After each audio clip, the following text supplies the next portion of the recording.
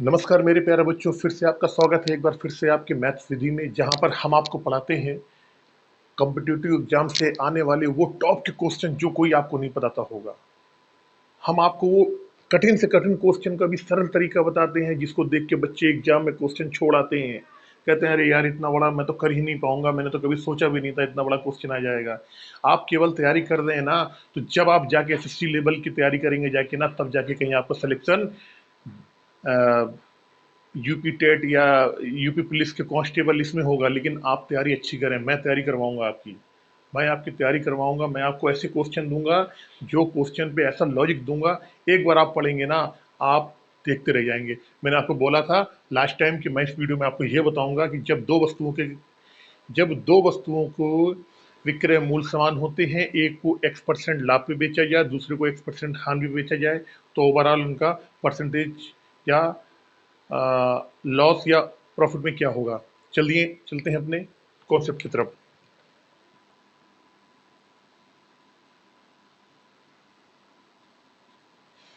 मैंने आपको बोला था कि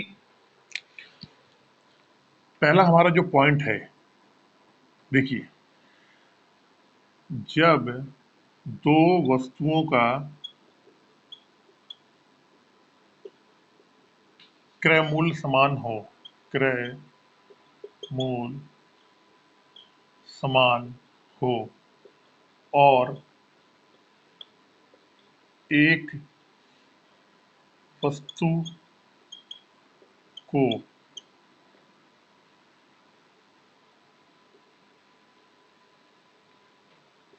X% लाभ पर व दूसरी वस्तु को X% हानि पर बेचा जाए, तो कुल मिलाकर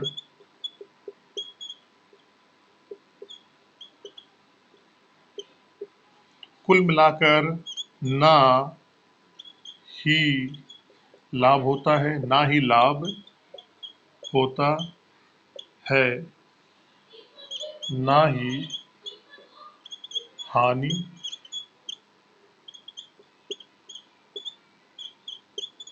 होती है। अब देखिए, समझिए मैं क्या कहना चाह रहा हूं। जब दो वस्तुओं को आप समान दाम पर मार्केट से खरीद के लेके आए हैं, दो वस्तुओं का क्रय मूल्य यानी कॉस्ट प्राइस दोनों वस्तुओं का सेम है, जब आपने उनको बेचा तो आपने पहली वस्तु को X% लाभ पे बेच दिया और दूसरी वाली वस्तु को X% हानि पे। यानी जो लाभ का मान है और जो हानि का मान है, जो लाभ का मान है और जो हानि का मान है, ये दोनों, इनकी परसेंटेज वैल्यू दोनों की बराबर होती है। तो उस कंडीशन में अगर हमसे पूछा जाए कि इस व्यापार में, इस लेन देन में कितना लाभ हुआ या कितना हानि हुई, या कितना लाभ परसेंट हुआ कितना हानि परसेंट हुआ, तो यहां हम बोलेंगे ना तो हमको लाभ हुआ ना ही हानि हुआ। कैसे? देखो, हमने माना कि पहली वस्तु जो है उसको हम 100 रुपए की खरीद के लेके आए थे, समझना मेरी बात, 100 रुपए की लेके आए। दूसरी वस्तु जो थी उसको हम खरीद के लेके आए 100 रुपए की, क्योंकि कह रहा है कि दोनों का क्रय मूल्य समान है, दो वस्तुओं का क्रय मूल्य समान है। पहली की 100 के लेके आए, दूसरी की 100 के लेके आए। अब हम क्या करेंगे, जब इसको हम बेचेंगे तो पहली वस्तु पे जितना लाभ हो रहा है, जितने परसेंट का लाभ हो रहा है, उतना ही दूसरी वस्तु पे उतने परसेंट का हानि होना चाहिए।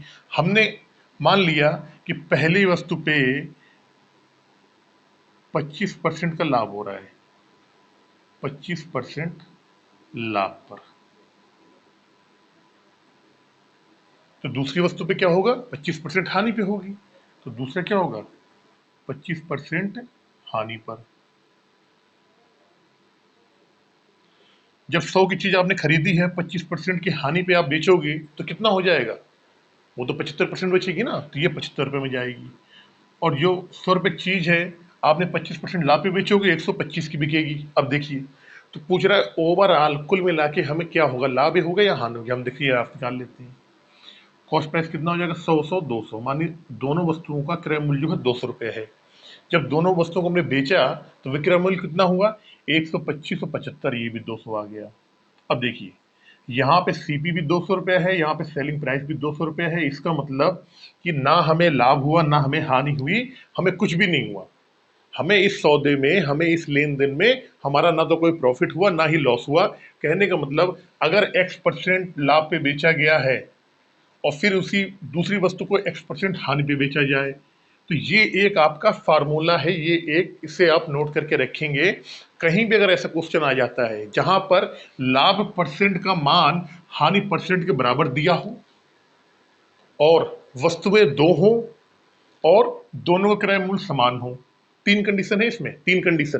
पहली कंडीशन दो वस्तुएं हो, दूसरी कंडीशन दोनों के क्रय मूल्य समान हो, और तीसरी कंडीशन जितने पे पहली वस्तु को लाभ पे बेचा गया है उतने ही परसेंट पे दूसरी वस्तु को हानि पे बेचा जाए, उतने परसेंट पे। तो हमें क्या होगा, ऐसी जगह पे ना ही लाभ होगा, ना ही लाभ होगा, ना ही हानि होगी, हानि होगी। इसमें आप आंख बंद करके वहां पे सीधे से एक ऑप्शन आएगा, आप टिक मार देना यहाँ पे, फिर आपको ये सब निकालने की जरूरत बिल्कुल नहीं है। क्रय मूल्य कुछ भी हो सकता है। मान लीजिए क्रय मूल्य क्या है, दो वस्तुओं में से प्रत्येक का क्रय मूल्य 1350 रुपये है। क्वेश्चन कैसे आ सकता है, क्वेश्चन ऐसा आ सकता है दो वस्तुओं में से प्रत्येक का क्रय मूल्य 1350 रुपये है। एक वस्तु को 13% लाभ पे बेच दिया गया, दूसरी वस्तु को 13% हानि पे बेच दिया गया। तो हमारी तीन कंडीशन फॉलो हो गई। पहली बात कह रहा है कि दो वस्तुएं हैं, दोनों का प्रत्येक का क्रय मूल्य 1350 है, मतलब क्रय मूल्य सेम हो गया हमारा। फिर कह रहा है उसका जो लाभ है वो भी क्या है, 13% है, और जो हानि है उसका वो भी 13% है। तो हमारी दूसरी कंडीशन भी इसमें फॉलो हो गई कि जितना लाभ परसेंट का मान है उतना हानि परसेंट का मान है, दो कंडीशन फॉलो हो गई। और तीसरी कंडीशन क्या बताई थी आपको मैंने, कि वस्तुएं दो होनी चाहिए। वस्तुएं दो हैं, दोनों का क्रय मूल्य सेम है, जितने लाभ पे बेचे जा रहा है उतने हानि पे बेचे जा रहा है, तो ओवरऑल इनको क्या होगा, यहाँ पे 0% का लाभ या हानि होगी। यानी कि मतलब ना तो यहाँ पे लाभ होगा ना ही यहाँ पे हानि होगी। जैसे मैंने आपको अभी कॉन्सेप्ट में पिछला मेरा वीडियो देखना, अगर इसको मैं थोड़ा सा मैं आपको डिटेल में अगर आपको बताऊं, मैं इस चीज को हल्का सा डिटेल में बताऊं मैं, तो मैंने क्या बताया था, अगर मान लीजिए पहली वस्तु को 13% लाभ पे बेचा, प्लस 13% ये लाभ पे चली गई, दूसरी वस्तु को मैंने 13% हानि पे बेचा है, तो -13%। अब दो वस्तुओं को जब मैं ओवरऑल निकालूंगा यहाँ पे, तो क्या आएगा, 13 लाभ पे जा रहा है, 13 हानि पे जा रहा है, तो ऑलरेडी जीरो हो गया। जब ये जीरो आ जाएगा इसका मतलब कि इस लेन देन में हमें ना तो लाभ हुआ ना ही हानि हुई। मेरा मकसद बताने का आपका ये है केवल कि बहुत बड़ा आ जाएगा आपके पास दो वस्तुओं, जैसे मैंने आपको अभी एग्जांपल देके बताया मैंने आपको, और मैंने आपको याद है, आप मेरा वीडियो देखना, उसमें मैंने एक क्वेश्चन आपको करवा रखा है, यहाँ पे बोलता है कि 5% हानि पे बेचा गया और 5% लाभ पे बेचा गया। मैंने एक वीडियो आपको करवाया है, ठीक है ना। दो वस्तुओं से में से प्रत्येक का क्रय मूल्य इतना है, एक वस्तु को 5% हानि पे बेचा गया, दूसरी वस्तु को 5% लाभ पे बेचा गया, तो इनका ओवरऑल क्या लाभ या हानि क्या है, सीधे लिख देना है, ना तो लाभ होगा ना ही हानि होगा। कब, जब क्रय मूल्य समान है। ये नोट कर लो, बच्चे बहुत ज्यादा गलत करके आ जाते हैं। विक्रय मूल्य वाला पूछेंगे तो क्रय मूल्य वाला लिख देंगे, क्रय मूल्य वाला पूछेंगे तो विक्रय मूल्य वाला कॉन्सेप्ट लगा देंगे। बच्चे क्या करते हैं, बच्चे इतना कंफ्यूज होते हैं इस वाले क्वेश्चन में कि क्रय मूल्य की जगह विक्रय मूल्य वाला को कॉन्सेप्ट लगा दें और विक्रय मूल्य वाले की जगह को क्रय मूल्य कॉन्सेप्ट लगा दें। मैंने आपको यहाँ पर इसको प्रूव करके भी दिखा दिया है कि किस तरीके से आएगा, ये मैंने आपको यहाँ पर दिखा दिया। रही बात, अगर आप अभी भी भूल रहे हो तो मैं आपको कंडीशन नोट कर देता हूँ। यहाँ पे देखिए, आप कंडीशन नोट कर लीजिए। यहाँ पर आप कंडीशन नोट कर लीजिए एक बार। पहली कंडीशन ये है, फर्स्ट शर्त मान लो या कंडीशन, फर्स्ट शर्त ये है कि वस्तुएं कितनी होनी चाहिए, दो होनी चाहिए। वस्तुएं दो होनी चाहिए। दूसरी शर्त क्या है, दोनों का सीपी यानी क्रय मूल्य समान होना चाहिए। और तीसरी जो शर्त है यहां पे,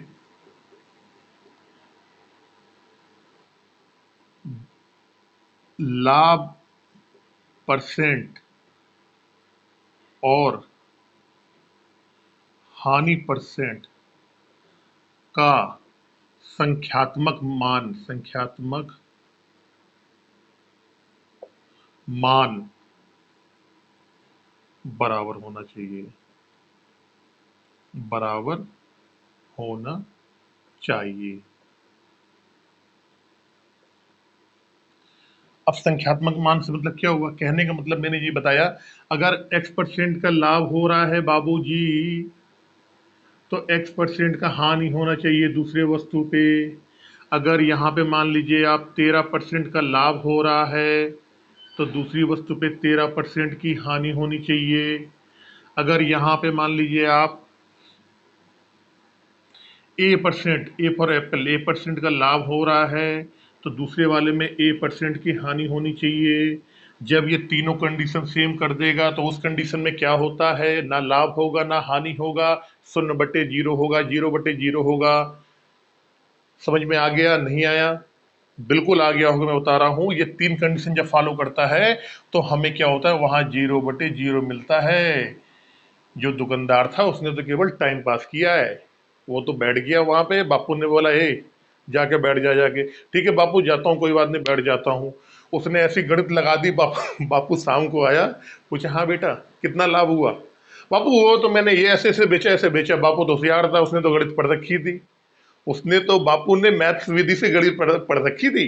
बापू ने कह दिया, यार ये तो 0/0, तूने तो ना तो लाभ किया ना तो प्रॉफिट, ना तो तूने कोई लाभ लिया ना हानि ली। तो मैथ्स विधि से अगर आप वीडियो फॉलो करके आप अगर इसी तरीके से पढ़ेंगे ना, तो आप 1 मिनट में बता देंगे आप। अब वो बच्चा तो आया नहीं मैथ्स विधि की वीडियो देखने, बापू ने देख लिया था मैथ्स विधि की वीडियो, तो बापू तो जान गया कि ये तो सुबह से लेकर शाम तक बैठा रहा। और बापू, मैंने आज, मेरा बापू खुश होगा, मैं बापू को बताऊंगा मैंने इतनी सारी सामान। लेकिन बापू आया, देखा, अरे यार तूने क्या करा भाई, इतने इतना करके ये तो 0/सन्नाटा हो गया। तो बापू तो क्या हुआ, गुस्सा हुआ। लेकिन अगले वाले क्वेश्चन में बापू और ज्यादा गुस्सा होगा। कैसे, अभी देखना आप। अब कंडीशन हम क्या करेंगे यहाँ पे, जब विक्रय मूल्य समान हो, जब विक्रय मूल्य समान हो। अभी तो बापू थोड़ा सा गुस्सा हुआ है, लेकिन अब नेक्स्ट वाले कंडीशन में जो उसके बेटे ने किया है ना, तो बापू का पारा बिल्कुल हाई हो जाएगा। देखो जरा कैसे, एक बार अभी बताता हूं मैं आपको। अब हम चलते हैं अपने दूसरे पॉइंट की तरफ। ये पॉइंट क्या है, जब दो वस्तुओं का विक्रय मूल्य यानी सेलिंग प्राइस यदि समान हो, और एक वस्तु को x% लाभ पे बेचा गया हो और दूसरी वस्तु को x% हानि पे बेचा गया हो, तो टोटल मिलाकर वहां पर क्या होता है, हमेशा हानि ही होगी। और हानि कितने परसेंट की होती है, x² अपॉन 100%, या x/10 का होल स्क्वायर। बात ही की हो, इतने की हमें हानि होती है। अब जो मैंने बताया बापू वाला भाई, उसने पहले देखा कि क्रय मूल्य में, तो इसने बेवकूफ ने पूरा टाइम बेवकूफ बनाया, सुबह से लेकर शाम तक बैठा रहा, ना लाभ हुई ना हानि हुई। इसके बाद फिर बापू ने और थोड़ा सा अपना सामान वामान निकाला, तो बोला, बेटा हाँ और क्या क्या? तो बोला, जी ये बेचा, ये देखो जी, और मैंने इतना बेच दिया सामान जी आपका। सामान तो उसने बेच दिया भाई, जब विक्रय मूल्य है तो इसका मतलब क्या, सामान बेचा होगा उसने। इसको, जब दो वस्तुओं को विक्रय मूल्य समान है, इसका मतलब जब दो वस्तुओं को समान मतलब बराबर रुपए में बेचा जाए, इसका मतलब ये होता है दो वस्तुओं का विक्रय मूल्य समान है।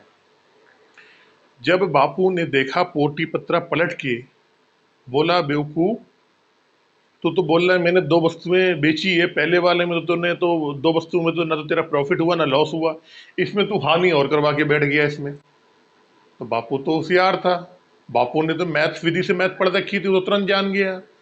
अब आप लोग भी जान जाओ कि ये लॉस कैसे होता है, हानि होती कैसे है। ये जो मैंने फार्मूला लिखा है, ये आपको बिल्कुल आपकी जबान पे होना चाहिए। और इसका यूज बड़े से बड़े फार्मूले, बड़े से बड़े क्वेश्चन में कैसे करते हैं, देखो बताता हूं मैं आपको। देखिए, अब इसकी भी तीन शर्तें होती हैं। इसकी भी तीन शर्तें हैं। शर्तें इसकी वही है जो मैंने आपको यहाँ पे लिखा था। पहली शर्त क्या है कि वस्तुएं दो होनी चाहिए। दूसरी शर्त ये है दोनों के विक्रय मूल्य समान होना चाहिए। इस वाले में क्या है, विक्रय मूल्य समान है, सेलिंग प्राइस समान है दोनों वस्तुओं का। और तीसरी शर्त वही कि यहाँ पर एक को अगर हमने X% लाभ पे बेचा है तो दूसरे को भी X% हानि पे बेचना चाहिए। कहने का मतलब लाभ परसेंट और हानि परसेंट दोनों का मान सेम होना चाहिए। जितने लाभ पे बेचा है उतने ही हानि पे उसको परसेंटेज में बेचा जाना चाहिए। तब मिला के ओवरऑल ऐसे केसेस में X² अपॉन 100% की हानि होती है। हमेशा हमेशा हानि होगी ऐसे। अब इसका मैं कॉन्सेप्ट बता रहा हूं आपको कि ये चीज कैसे निकल के आती है। देखिए,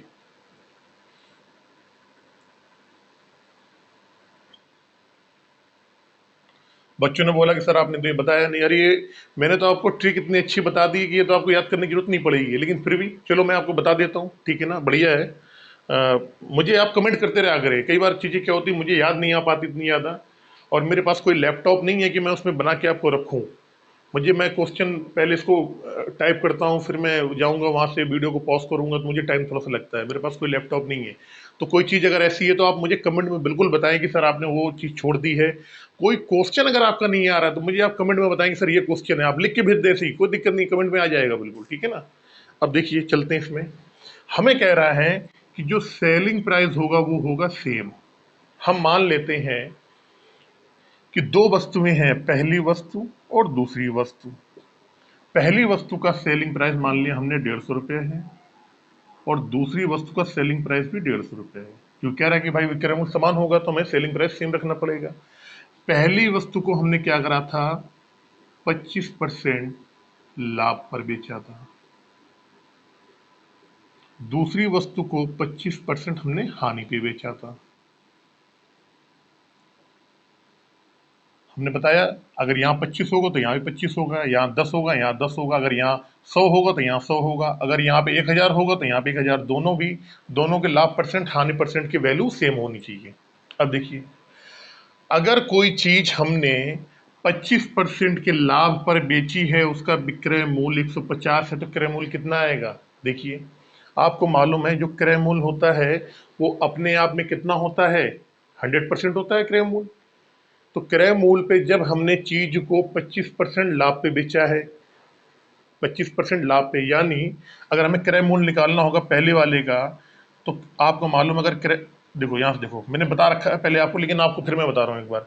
अगर क्रय मूल्य हमारा 100 रुपये है तो सेलिंग प्राइस कितना रहा होगा भाई, 25% का लाभ क्या होता है, सेलिंग प्राइस 125 हो जाएगा। अब 125 की वैल्यू कितनी दे रखी है, 150 दे रखी है, तो हमें क्रय मूल्य निकालना है। यहाँ पे क्रय मूल्य कैसे निकालेंगे, 100 से। तो 125 की जो वैल्यू है वो दे रखी है आपकी 150, और निकालना कितने की, 100 की वैल्यू। तो 100 कैसे निकालेंगे, ये आपको बिल्कुल बेसिक बता रहा हूँ मैं आपको, नहीं तभी मैं डायरेक्ट भी लगा देता है यहाँ पे 150 × 100। अब ये क्या आ जाएगा आपका, 125 ये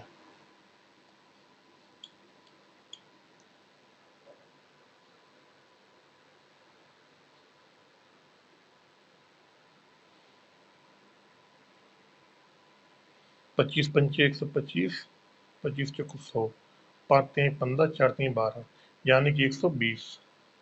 तो पहली वस्तु का विक्रय मूल्य 120 रहा होगा। ये बात समझ में आ गई आपको। अब दूसरी वाली वस्तु पे चलते हैं। यहाँ पे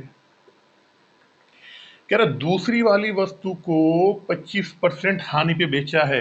अगर मान लो क्रय मूल्य हमारा 100 रुपया रहा होगा, तो दूसरी वाली वस्तु को 25% हानि पे बेचिएगा तो 100 वाली चीज कितनी में जाएगी, 75 में जाएगी, जाएगी ना 75 में।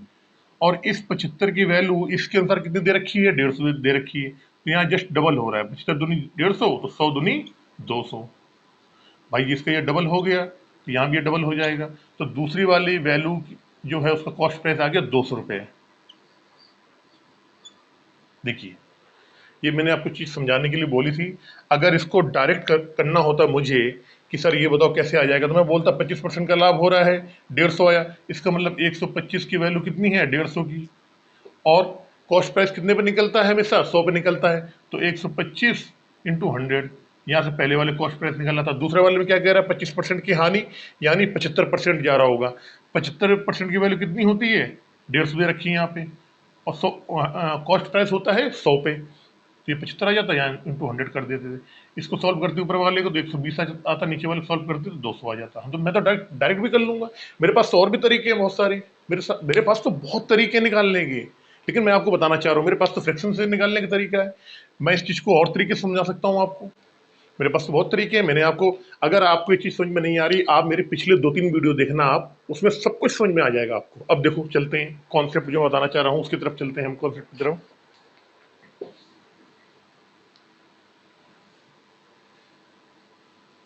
देखिए, अब हमें मालूम पड़ गया कि पहली वस्तु का 120, दूसरी वस्तु का 200, मतलब टोटल मिला के उन दोनों वस्तुओं का कॉस्ट प्राइस रहा होगा 320 रुपए, और उनका सेलिंग प्राइस रहा होगा 300 रुपए। रहा क्या, सेलिंग प्राइस तो 300 आएगा जब दोनों के से। अब 320 की वस्तु को 300 रुपए में बेचा गया है, इसका मतलब क्या हुआ है, 20 रुपए की आपको क्या हुआ है, 20 यूनिट का या 20 रुपए की आपको हानि हुई है। ये 20 की हानि जो ये लाभ होता है या हानि होती है, किस पे होती है, क्रय मूल्य पे होता है। 20 जो है ये क्रय मूल्य कितना है, 320 का कितने परसेंट है, निकाल लेंगे भाई। जीरो से जीरो कट गया, ये 16 आ गया, ये आ जाएगा 25, ये आ जाएगा 4, यानी कि 25/4% का यहाँ पर हानि हुई है आपको, हानि। देखिए, लेकिन अब हमारे पास तो फार्मूला है, तो हम ये सब क्यों करेंगे, ये तो मैंने आपको समझाने के लिए बताया है कि ये चीज कहां से निकल के आती है, क्यों निकल के आती है। देखिए, फार्मूले में चलेंगे, हमें मालूम है पूरी कंडीशन सेम हो रही, क्या है कि ठीक है, दो वस्तुओं का विक्रय मूल्य समान है, 150 है, 150 है, दो वस्तुओं का विक्रय मूल्य समान हो गया। एक को 25% लाभ पे बेचा गया, दूसरे को 25% हानि पे बेचा गया, तो ओवरऑल इस सौदे में कितना लाभ हुआ या कितना हानि परसेंट हुआ, तो हमें मालूम है लाभ परसेंट हानि परसेंट का दोनों का मान बराबर है, दो वस्तुएं हैं, दोनों का विक्रय मूल्य बराबर है, सीधे फार्मूला टेक दो। कितना है, 25/10 का होल स्क्वायर कर दो आप, कितना आ जाएगा, 25 का स्क्वायर आता है 625, 10 का आता है 100। 25 से काट दो 25 और कटेगा, 25 से काट दो 4 बार कटेगा, तो 25/4%। और क्या, हानि, हानि लो यहाँ से तो डायरेक्ट आ गया। भाई समझ में आया नहीं आया आपकी, ये बताओ पहले आप, ये चीज आपको समझ में आई या नहीं आई। अगर आप इसको इस तरीके से नहीं करना चाह रहे हो, तो मैं इसको समझाने का एक तरीका और बता देता हूं, मैं आपको सेम चीज रखता हूं मैं आपको यहाँ पे, ठीक है ना, यहाँ से थोड़ा सा चेंज करता हूं मैं। जो मैंने आपको पिछले क्वेश्चन में बताया, कह रहा है 25% का लाभ, 25% का लाभ है, 25% की फ्रैक्शन वैल्यू होती है 1/4, 4 पे 1 का लाभ, मतलब 4 से 5 चली जाएगी कॉस्ट प्राइस, अगर 4 होगा तो बेचेगा कितने में, 5 में बेचा होगा, तभी 25% लाभ हुआ। यहाँ आ गया दूसरी वस्तु में क्या आ गया, दूसरी वस्तु में 25% हानि, 25% की वैल्यू होती 1/4 की, हानि हो रही तो 4 की चीज कितने में बेची होगी, 3 में बेची होगी। लेकिन यहाँ पर ये बोल रहा है कि हमको विक्रय मूल्य समान चाहिए, हमें क्या करना है, हमारा जो विक्रय मूल्य है वो हमको एक जैसा होना चाहिए। यहाँ तो विक्रय मूल्य पहली वाले का 5 आ रहा है, दूसरे वाले का 3 आ रहा है। मैंने पिछले वीडियो में क्या आपको बताया, हम क्या करेंगे, यहाँ पे 3 का गुणा कर देंगे और नीचे वाले में 5 का गुणा कर देंगे, तो 4×3 = 12, 5×3 = 15, 5×3 = 15 और 5 को 20। अब देखिए, पहली वाली वस्तु का क्रय मूल्य आ गया 12, विक्रय मूल्य आ गया 15, दूसरी वाले का क्रय मूल्य आ गया 20 और विक्रय मूल्य आ गया 15, ये दोनों के विक्रय मूल्य सेम हो गए, तो टोटल विक्रय मूल्य हो जाएगा 30 रुपये और टोटल क्रय मूल्य हो जाएगा 32 रुपये। देखिए, ये हो गया क्रय मूल्य, ये हो गया सीपी। 32 की चीज आपने खरीदी और 30 में आपने बेच दी, तो कितने का आपको यहाँ पे घाटा हुआ, 2 यूनिट का घाटा हुआ आपको। अब 2 का घाटा किस पे हो रहा है, क्रय मूल्य पे हो रहा है, क्रय मूल्य कितना है 32, इसका परसेंटेज निकाल लेंगे, तो ये आ जाएगा आपका, ये आ जाएगा 16 और ये आ जाएगा 4 चौको 16, 25 चौको 100, तो यहाँ से भी वही निकल के आ गया 25/4% की हानि। भाई क्रय मूल्य 32 है और खरीद के ला रहे हो 32 में और बेच रहे हो 30 में, तो हानि तो होगी, हानि होगी ना, तो हमारा क्या आ गया 25/4% की हानि। ये चीज मैंने आपको बता दिया है ये फार्मूला होता है, इसको आप बिल्कुल नोट कर ले। कई बार क्वेश्चन में बहुत बड़े बड़े क्वेश्चन आते हैं उसमें कि दो वस्तुओं का विक्रय दो में इस तरीके से आएगा। राम ने 1525 रुपए की दर से दो दो वस्तुओं को, प्रत्येक की दर से दो वस्तुओं को बेचा। एक पे उसको 19% की हानि हुई, दूसरे पे उसको 19% का लाभ हुआ। तो टोटल मिला के उसे इस सौदे में कितने परसेंट की लाभ हुई या हानि हुई। तो क्या करेंगे हम, सिंपल, अगर 19 की बात कर रहा है, 19 को यहाँ पे रखो, बटे 10 कर दो, इसका होल स्क्वायर कर दो। 19 का होता है 289 शायद होता है मेरे हिसाब से। मैं 19 में हो गया, एक सौ इकहत्तर और 171, एक, 8। अरे यार ऐसा तो नहीं है, अरे ये तो बहुत आ रहा है ना। अरे एक मिनट, सो ये आएगा 19। देखो यार, 9 7 16, 361 होता है। तो 361/100, तो 3.61% की क्या हो जाएगी, हानि हो जाएगी। अगर एक क्वेश्चन मैंने आपको बताया, अगर राम 1525 रुपए की दर से दो रेडियो, प्रत्येक की दर से दो रेडियो को बेचता है और एक पर उसको 19% का लाभ होता है, दूसरे पे उसको 19% की हानि होती है, तो कुल मिला के इस सौदे में उसको कितने परसेंट लाभ या हानि हुई। तो आपको मालूम है, लाभ भी 19 कह रहा है, हानि भी 19 कह रहा है। 19/100 कर देंगे, इसका होल स्क्वायर कर देंगे, परसेंटेज के साइन लगाएंगे, हानि कर देंगे और निकाल लेंगे, तो इतने परसेंट की हानि आपको आ जाएगी इसमें। आमतौर पे जब भी ऐसे क्वेश्चन आते हैं तो वहाँ पैसे नहीं पूछता है, वहाँ पे पैसे की वैल्यू दी रहेगी, तो आपके पैसे की वैल्यू नहीं निकालनी। परसेंटेज जो हमेशा आता है ना, वो कंपेरिजन को शो करता है। और जब भी परसेंटेज निकालनी होती है, हम कोई भी वैल्यू उसमें, वैल्यू कोई भी मान सकते हैं। जैसे हमने मान लिया यहाँ पे, ठीक है ना, ये 4 आया 5 आया, कोई भी वैल्यू मान सकते हैं हम। ये एक कॉन्सेप्ट था, मैंने आपको बताया कि ऐसा क्यों होता है। और उम्मीद करता हूँ कि ये वीडियो आपको बहुत अच्छा लगा होगा।